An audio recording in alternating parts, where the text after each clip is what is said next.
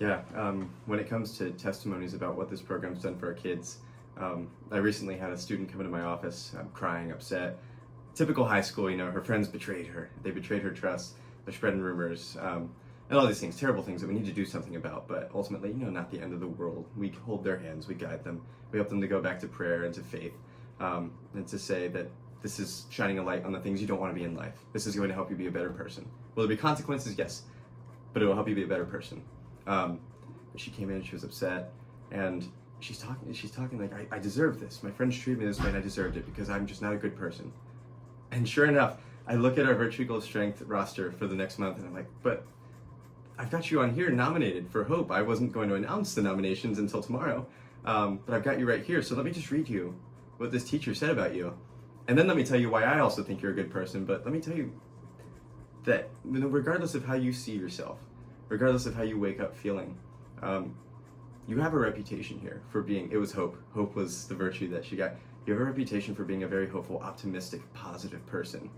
And oftentimes those are the people who struggle to make friends because it's not easy to stay that way every day.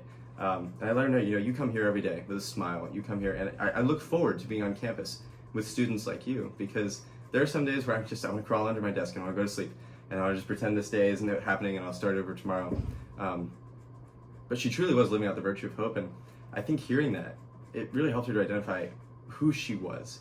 Not who her friends thought she was, not who she thought she was as a result of how she had been treated by these people.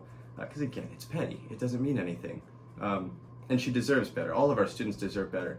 But to have this program, to have her know that these teachers didn't just pick her out without purpose, that they wrote down exact reasons why I see this very specific virtue in you.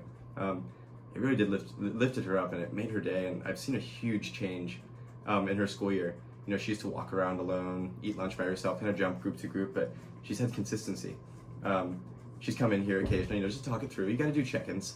But the friendships that I've seen blossoming out of that just in the past few weeks, the people who she's finally surrounded herself with people who deserve her friendship. It's a beautiful thing. And we owe the beginning of that conversation that I had, that difficult conversation with these kids, to Virtue Equals Strength, to being able to pull up that month's virtue and say, let's talk through this, because this is you. And I'm not the only one saying it, somebody else sees it too.